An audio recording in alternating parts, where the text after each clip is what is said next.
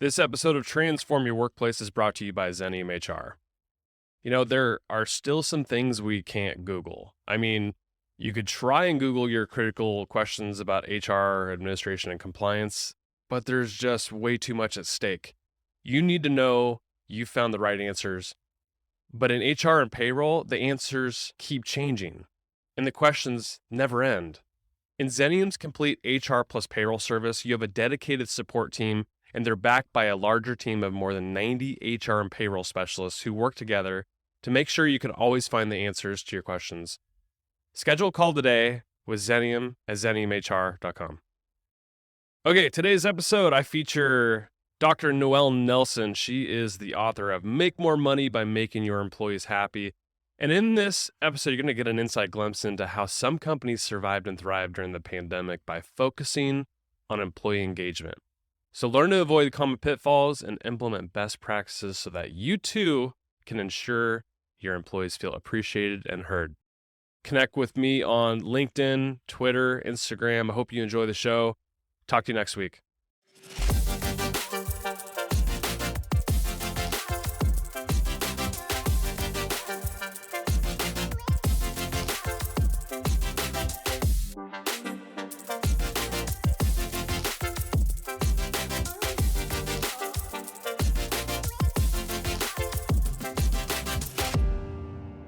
Dr. Nelson, it's a pleasure to have you on Transform Your Workplace. Thanks for coming on the show. Thank you, Brandon.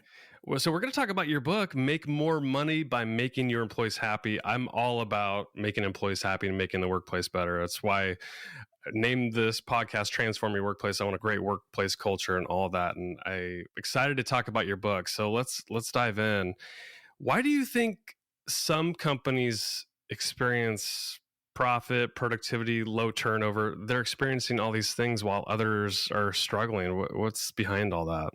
Well, first of all, I want to point out this is actually the second edition because I was already writing about all this in 2012.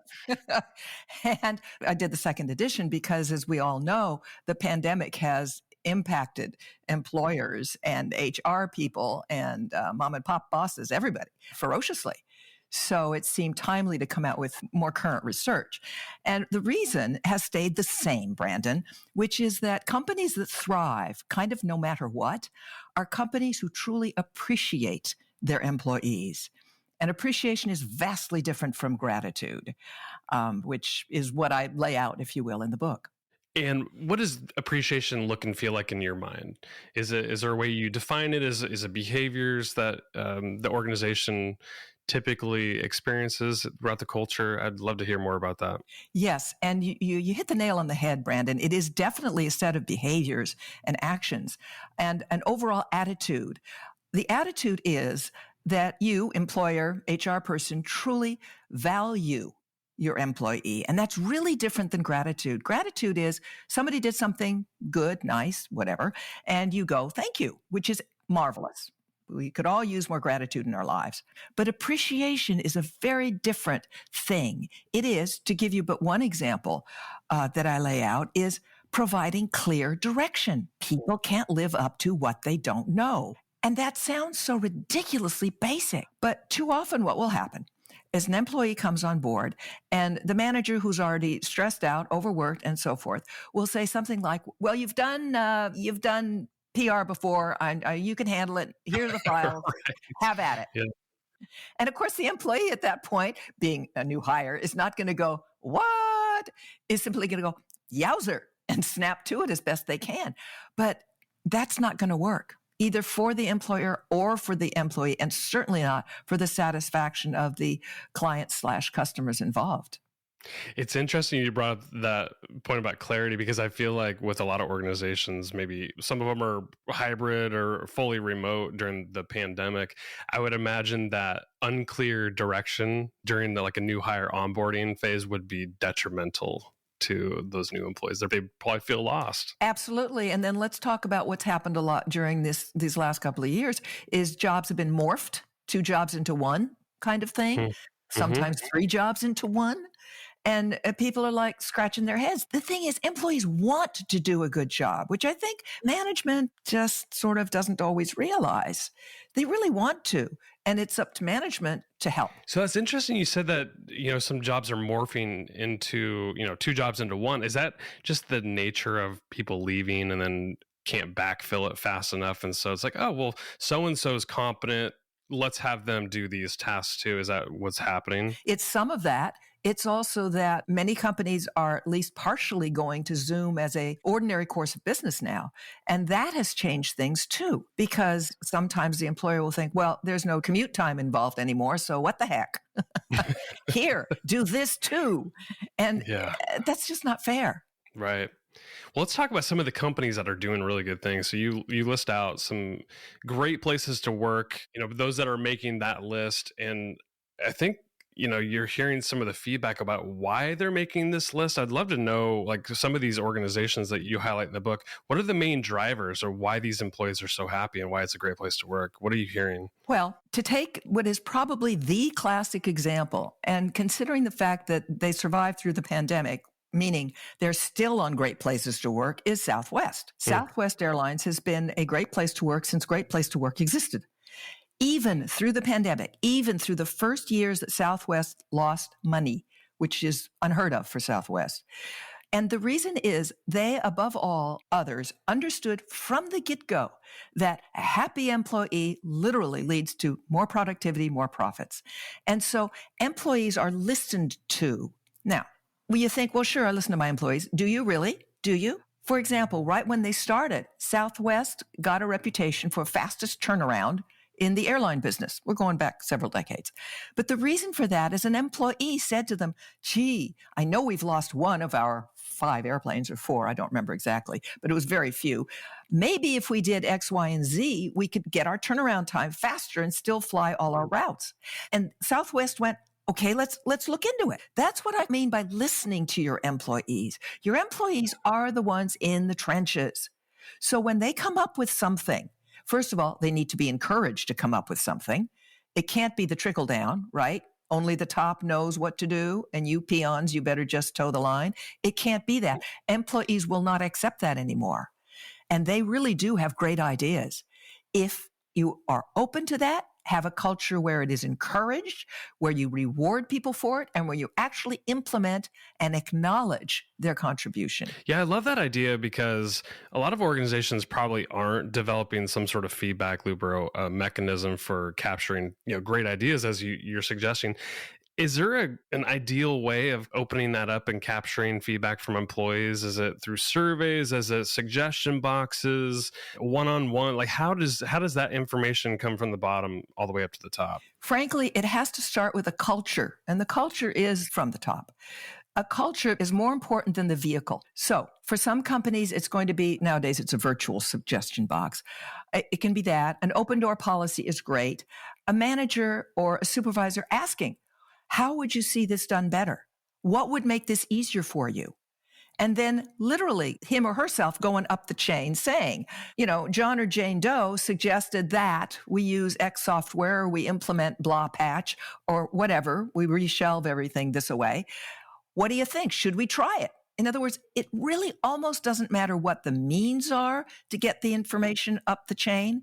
It matters that there are means and they make sense to the employees involved. I was going to say, why in the book did you write that suggestion boxes are often misused and abused? People doing it the wrong way, and what you're suggesting now, is there a better way of capturing it? Frankly, it's not the suggestion box so much that is at fault. It's the ignoring of it. It doesn't do a damn bit of good, pardon my French, if it's nailed to the wall and nobody ever opens it up. Or they open it up and go, yeah, whatever. And it goes straight to the circular file.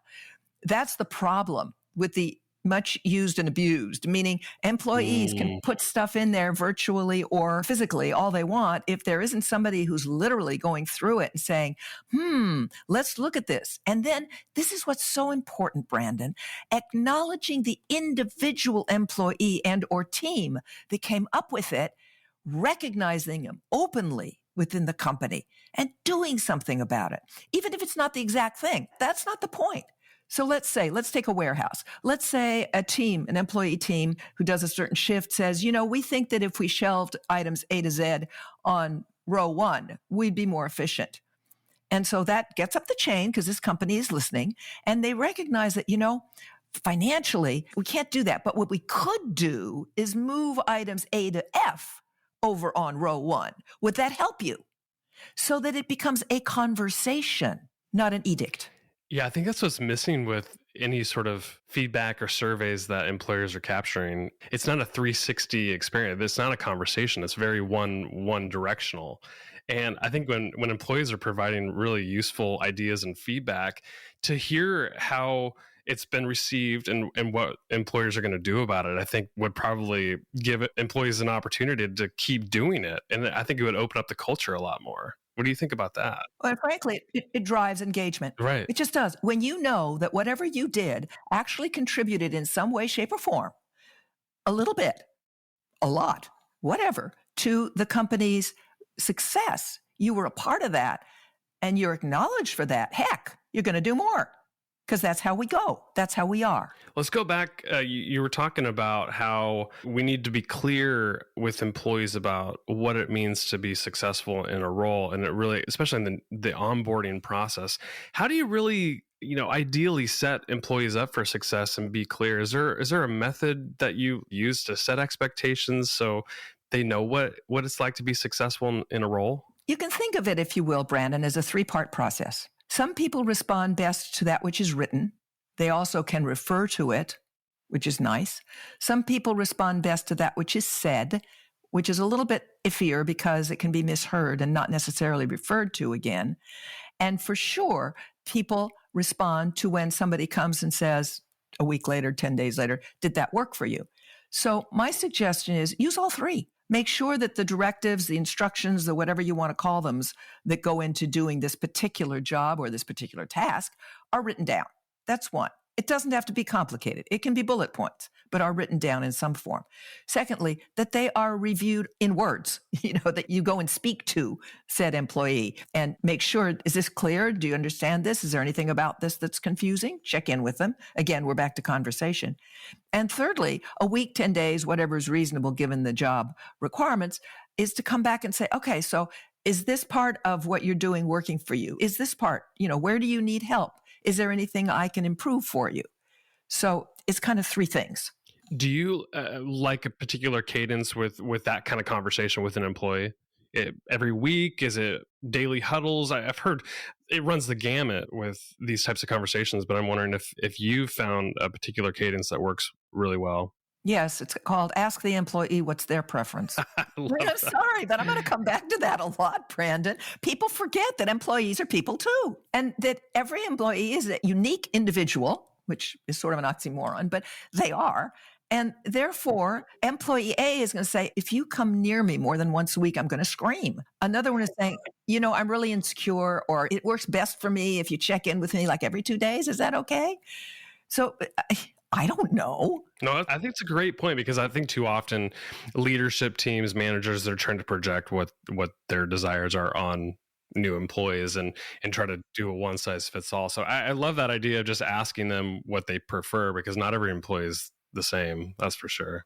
And let's look at the way our culture has evolved over the last decade. Everything is individualized, right? Shopping networks, or whatever you want to call them, they target you by what you've already bought. They're paying attention to your unique preferences.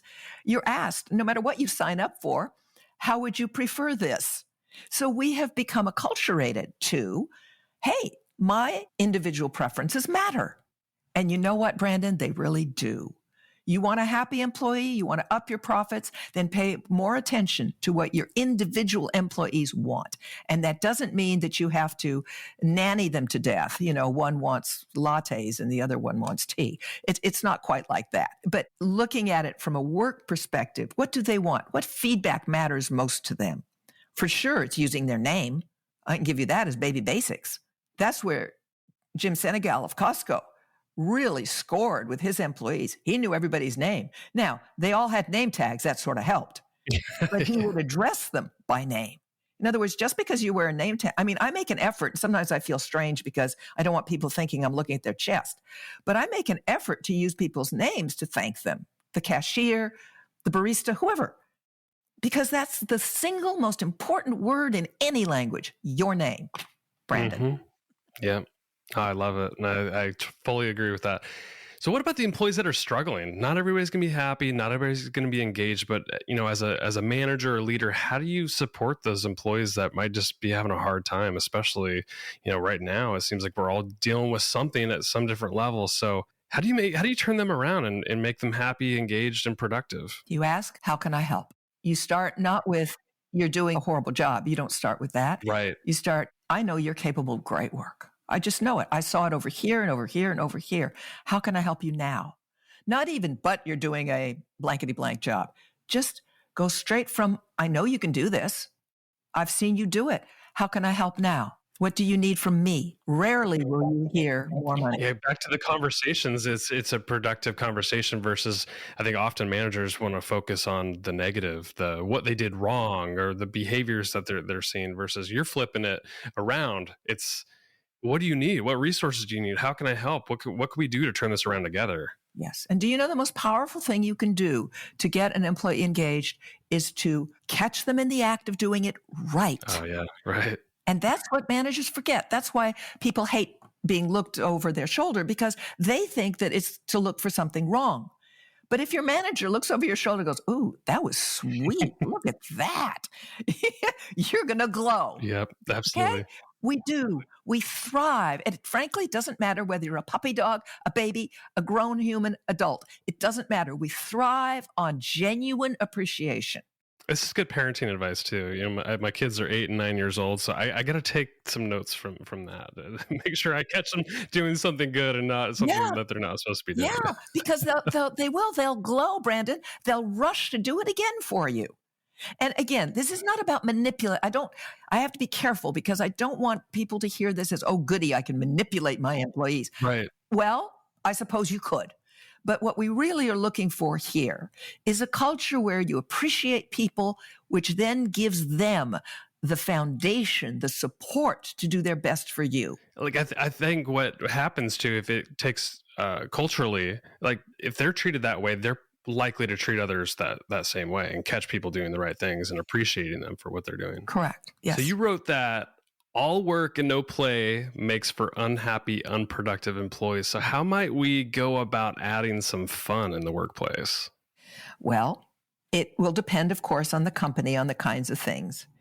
But for sure, if you just at the outset recognize that your employees have lives outside of their job, and maybe ask sometime, so what do you like to do with your time off?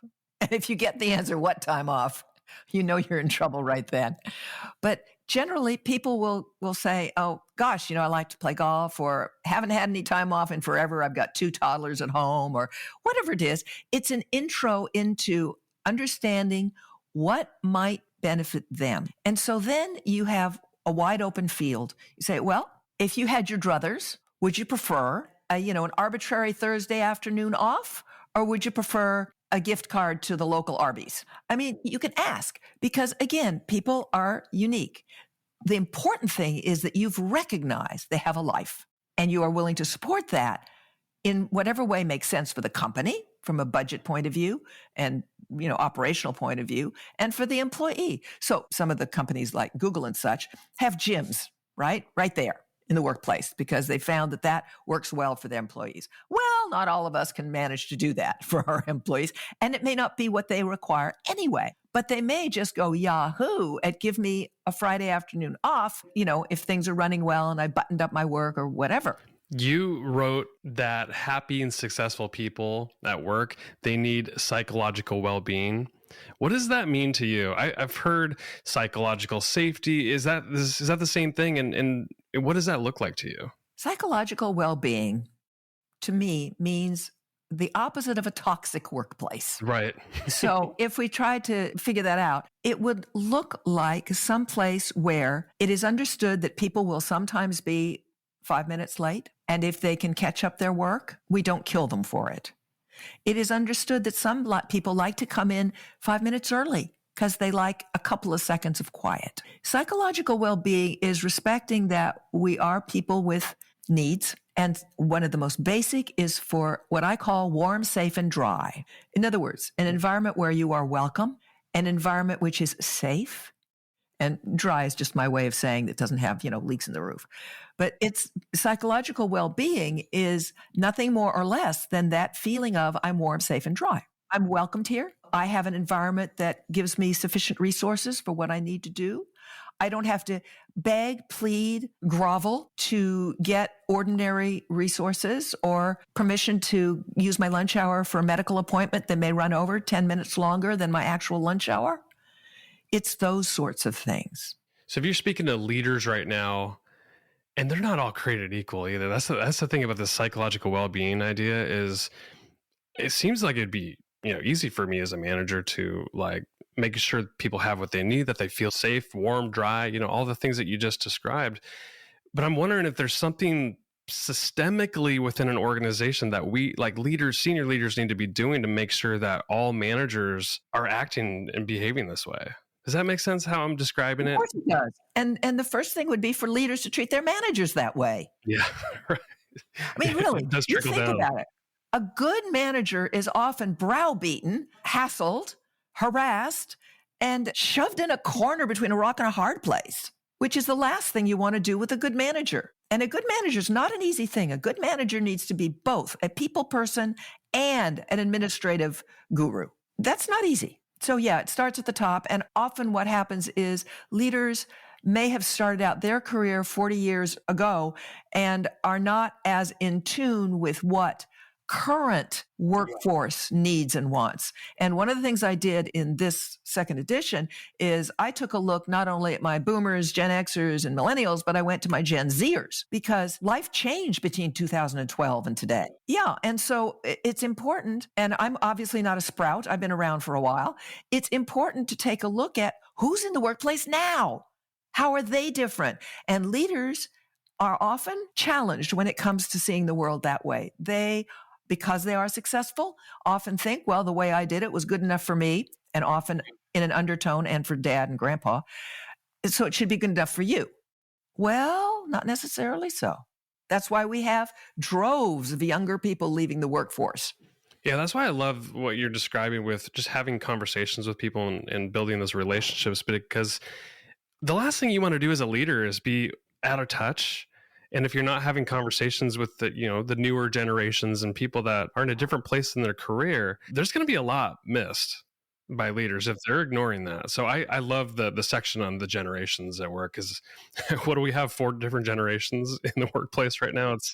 It's pretty wild. And the thing is not to forget that I'm going to use Southwest just because it's such an easy example for everybody to relate to, is that Southwest has been able to do this to the tune of great profits for decades, through the recession, you talk about it, they've managed. Literally, this was the first year, 2021 was the first year that they did not turn a profit. Well, it's amazing what can happen when you treat your employees good, that they actually take care of your customers too. And that's where, in the title of your book, Make More Money, well, that's how you do it, is you treat your employees good. They're happy and engaged. They're treating the customers good too. Absolutely. And the thing that too many leaders think is that if they just throw more money at them. But you see, certainly sufficient monetary compensation is absolutely critical. You would not want to raise your kids without having a decent income. But once that level is there, really what matters more is recognition, respect, and reward. I'm glad you brought up recognition. I'm a huge fan of recognition programs and just other little tactics. And you wrote that it's easy, it costs nothing in most cases, but it's often so lacking inside organizations. What programs or tactics or anything that have you seen from a recognition standpoint that you might encourage to those listening to say, like, this is easy, you can implement it today and probably can integrate it throughout the culture? This is going to sound so simplistic, Brandon. I'm all about simple. Greet everybody that you pass on your way in the parking lot, in the hall, whatever, with their name and a smile. I love that. That's so easy. That's recognition step 1. It doesn't take anything, but it does take a moment of thought. And that's what's lacking, is when we are too driven by profit or productivity, we lose the human connection. And it really is the human connection that matters now more than ever. This is a service economy, whether we want to think of it as such or not, because companies A, B, and C are all making virtually the same widget. So Why is the customer or client going to go to company A versus C? It's going to be the level of service. Service comes from what? A culture of appreciation. Absolutely. Yeah, I couldn't agree more. Well, Dr. Nelson, this has been such a fun discussion. Your book is called Make More Money by Making Your Employees Happy. There's so much more in the book that we didn't even cover, but I really appreciated having you on. Congrats on the second edition of the book. Where can people learn more about you, connect with you, anything? And you've got a ton of books, I believe you've written. So maybe you want to highlight a few that might be relevant for this audience too.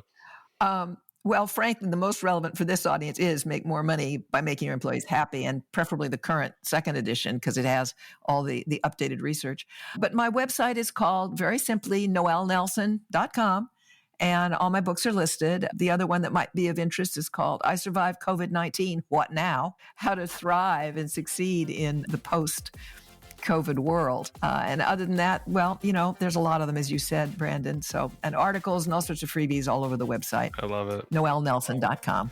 Dr. Nelson, it has been a pleasure having you on the show. Thanks for coming on. Thank you, Brandon.